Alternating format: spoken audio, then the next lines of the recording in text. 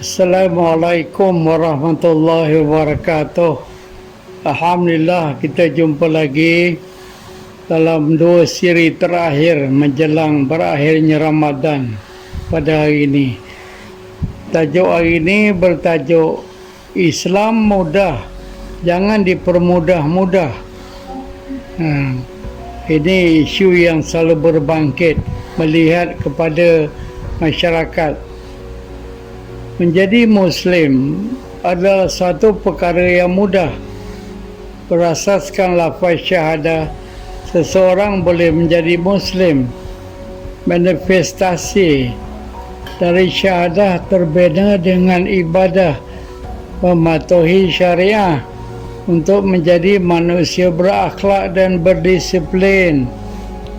Etika dan disiplin adalah sesuatu yang amat penting bagi seorang Muslim, apalagi mukmin. Islam menjadi mudah kerana adanya akidah dan menjadikan keyakinan kepada Pencipta landasan beragama. Ibadah terjadi kerana hikmah daripadanya amat besar dan nyata. Syariah dipatuhi supaya ada disiplin pada diri dan tahu batas larang dalam kehidupan, dan akhlak menjadi pakaian diri supaya menjadi cerminan kepada yang lain. Apabila asas-asas Islam itu diingkari dan dipermudah-mudahkan, umat Islam sering terdedah dengan syirik, kesesatan dan sikap melampau. Melakukan solat umpamanya ikut sempat dan kelapangan diri, asas syariah dalam hukum makam yang memandu kehidupan tidak dipatuhi, dan akhirnya sahsiah Islami tidak terlihat dan dirinya tidak menjadi sumber teladan dan ikutan orang lain. Mudahnya Islam kerana apa saja yang dilakukan meninggalkan kebaikan kepada penganutnya. Melakukan solat mendidik hati menjadi hamba yang taat dan khalifah yang amanah. Lantaran solat yang khusyuk dan fokus membawa resam patuh, akur dan tunduk. Kalau faktor alamiah seperti cakrawala, bintang-bintang dan galaksi patuh pada sunnatullah, ketentuan Allah, ia membayangkan ketertiban dan keteraturan, dan ianya penting juga bagi manusia.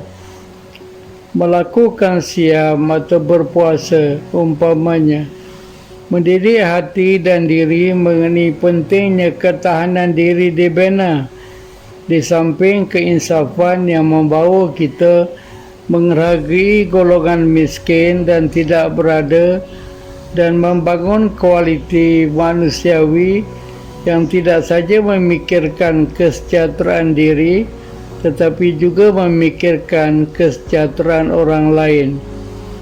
Menunaikan zakat dan fitrah dan sedekah ibarat membersihkan harta, kerana pada harta dan rezeki yang Allah kurniakan ada bahagian orang lain yang perlu disempurnakan. Ia menimbulkan perasaan kasih sayang dan timbang rasa sesama manusia.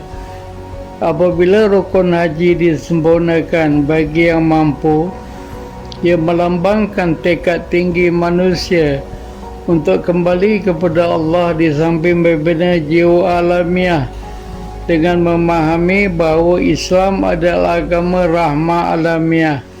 Umat manusia berkumpul di Masjidil Haram, melakukan tawaf dan wukuf di Arafah, lambang wujudnya kesatuan ummah yang dituntut oleh agama. Melakukan ibadah yang terpancar sebagai sumber amal saleh, hikmahnya kembali kepada diri sendiri. Memiliki sifat amanah, bercakap benar, belajar dan mengembangkan ilmu yang bermanfaat, jujur dan ikhlas dalam melakukan sesuatu, mematuhi titah perintah Allah, menjauhi larangannya adalah satu yang fitrah sifatnya. kerana dalam diri manusia memiliki upaya mahmudah dan jiwa sakinah yang memimpin manusia sentiasa melakukan sesuatu dalam redha Allah. Bayangkan kehidupan yang sebaliknya, yang bergelumang dengan kemungkaran dan kefasadan.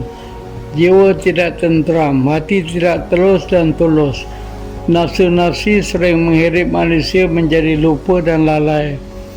Manusia hanya memikirkan seronokkan duniawi dengan sedikit rahmat dan nikmah yang Allah kurniakan, dan merasakan keseronokan dunia adalah segala-gala, dan pertimbangan dosa dan pahala dan akhirah tidak ada dalam kamal kehidupan. Lazimnya keadaan begini akan membawa kepada penyesalan dan kerugian akhirnya. Surah Al-Asr memberikan kita peringatan bahawa manusia itu sentiasa dalam kerugian, melainkan orang-orang beriman dan beramal saleh dan berpesan-pesan ke arah kebenaran dan kesabaran. Wa tawasaw bil haqq wa tawasaw bis sabr. Berpesan-pesan ke arah kebenaran ini menjadi sesuatu yang amat penting bagi seorang Muslim dan mukmin. Sama ada ianya dakwah ataupun tarbiyah mendidik, sifatnya mengajak manusia tidak saja mengenal kebenaran, tapi ianya diamalkan supaya memberi kebaikan pada yang lain dan sumber contoh dalam melakukan sesuatu. Berpesan-pesan ke arah kesabaran lantaran mad'u sasaran memiliki latar yang pelbagai. Melakukan dakwah dan tarbiyah adalah peranan da'i. Faktor asbab adalah daripada kita, tetapi memberi hidayah adalah kerja Allah. Berpesan-pesan memerlukan hikmah, strategi, memahami sasaran dengan baik, dan lakukan dengan nasihat dan contoh teladan baik juga. Justru Islam akhirnya agama yang tidak menyusahkan.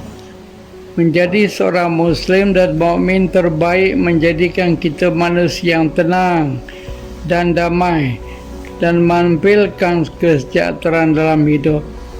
Meskipun menjadi seorang Muslim yang alimin dan amilin bakal memberi manfaat dan pedoman memandu kehidupan yang soleh dan soleha akhirnya.